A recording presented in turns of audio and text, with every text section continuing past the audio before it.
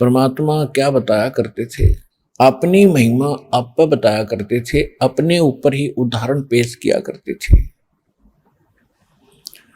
सतगुरु के उपदेश का लाया एक विचारे, जय सतगुरु मिलते नहीं हम जाते नरक द्वार। नरक द्वार में दूत सब फिर करते खिंचातान, उनसे कबू ना छूटते फिर फिरते चारों खाने। चार खानी में भरमते कबू न लगते पारे, सो फेरा सब मिट गया मेरे सतगुरु के उपकार। सात समुद्र की मसी करूं लेखनी करूं बन राय, धरती का कागज करूं गुरु गुण लिखो न जाए। गुरु मानुष कर जानते ते नरक ये अंध, ओवे दुखी संसार में फिर आगे काल के फंदे। परमात्मा बताया करते थे कि पूर्ण संत से दीक्षा लेने से अब पता चला कि हमारे ऊपर कितनी आपदाएं आनी थी और कितनी आपदाओं से हम बाईपास निकल गए। परमात्मा कबीर जी बता रहे हैं कि सतगुरु के उपदेश यानी ज्ञान दीक्षा लेने से अब समझ में आया, विचार किया कि जय सतगुरु मिलते नहीं तो प्रथम हम नरक में जाते, यमदूत हमें घसीट कर ले जाते और हमारा अकाउंट करवा के वह न्यायाधीश धर्मराज के पास, उसके उपरांत नरक में ले जाते हमें। हम नरक को देखकर वापस भागते, वो हमारे पीछे से लठ मारते और जबरदस्ती कूट छेद कर उसके अंदर नरक में ठोक देते। उसके पश्चात फिर हम 84 लाख प्रकार के इन प्राणियों, कुत्ते गधे सूअर की योनियों को, प्राणियों के शरीरों को प्राप्त करते, वो महाकष्ट उठाते। अब परमात्मा कहते हैं कि वो फेरा सब मिट गया सतगुरु के उपकार,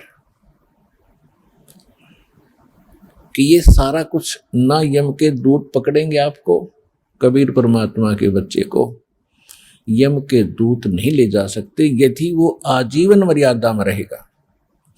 जब लग हंसा हमारी आना, काल लगे ना तेरा बाना। जब लगे प्यारी आत्मा, काल को परमात्मा कह रहे हैं कि जब तक ये आत्मा मेरी मर्यादा में रहेगी तब तक हे काल तेरा कोई अटैक इस पर नहीं हो सकता। हम अपनी गलती से मार खाते हैं, मर्यादा तोड़ देते हैं और जिस कारण से काल का दाव लग जाता है। कुछ ऐसे भक्त होते हैं जो मर्यादा तोड़ भी देते हैं, उनको कोई हानि भी नहीं हो रही होती है, क्योंकि अभी वो हानि होने का कोई पाप कर्म निकट नहीं है उनका। इसलिए उनको ऐसा लगता है कि हमने नाम भी त्याग दिया, शरण भी छोड़ दी और हम सारे वही कर्म कर रहे हैं जो पहले करते थे, हम भी ठीक हैं। वो ठीक ठाक नहीं है। जैसे ये शेड डाल रखा है, जून का महीना है, रात्रि के समय कोई इससे बाहर जाकर बैठ जाता अंधा और वो कहता मैं तो शेड छोड़कर आ गया, मुझे क्या आपत्ति आ रही है, सूर्य उदय होने दे, तेरी टाट में लग गएगी वह गर्मी, जब पता लगेगा तुझे शेड छोड़ आने से क्या हानि हुई।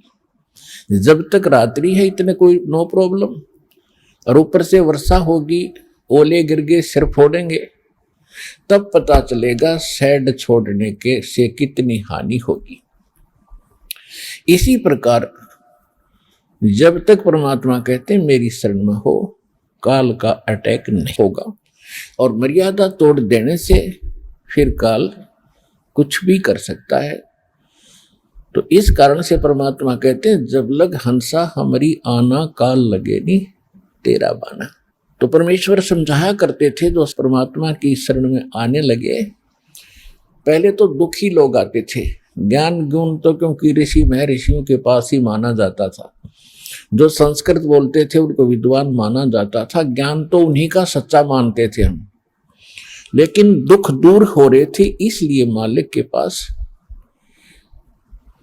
आ रहे थे, और संत ऋषि उन्हीं को मान रहे थे जो घनी संस्कृत बोला करते थे। तो ये हमारी अध्यात्म ज्ञानहीनता का दुष्परिणाम रहा कि हम इन अज्ञानियों को, आचार्यों, शंकराचार्यों, मंडलेश्वरों, इन ऋषि महर्षियों को हम विद्वान मानते रहे, अध्यात्म ज्ञान युक्त सच्चे मानते रहे, और परमात्मा को हम एक सिंपल साधारण ढाणक मानकर उनसे लाभ अवश्य लेते रहे, क्योंकि ये जानकर कि इसके पास कोई सिद्धि शक्ति है जिससे सुखी कर रहा है। सिद्धि शक्ति निधि परमात्मा तो स्वयं ही शक्ति है, और वो सर्व सुख ही अपने आत्माओं को दे सकते हैं, देते हैं। यथार्थ ज्ञान भक्ति का भी वही देते हैं, समाधान भी इस जन्म और मृत्यु का वही देते हैं। तो उसमें हम पहचान नहीं सके, लेकिन परमात्मा की हमने शरण अवश्य ग्रहण की। फिर कुछ परमात्मा कबीर परमेश्वर ने जो लीलाएं की, उनसे भी प्रभावित होकर के हम परमात्मा की शरण में आते रहे, और परमेश्वर कहीं भी जाकर के एक तारा लेकर खड़े हो जाते थे, अपनी सुरीली आवाज में, जैसे बाजीगर तमाशे दिखाते हैं, खेल दिखाते हैं, डुगडुगी बजाने लग जाते हैं, ऊंची ऊंची आवाज लगाने लग जाते हैं, 100-200 लोग इकट्ठे हो जाते हैं, देखते हैं क्या करेगा। हमारे लिए परमात्मा ने वो बाजीगर वाला काम भी किया कि किसी तरह ये मेरे को पहचाने, मेरे निकट आ जाएं, और मेरे से उपदेश लेकर के कुछ भक्ति कर ले, इनको कुछ राहत मिल जाए।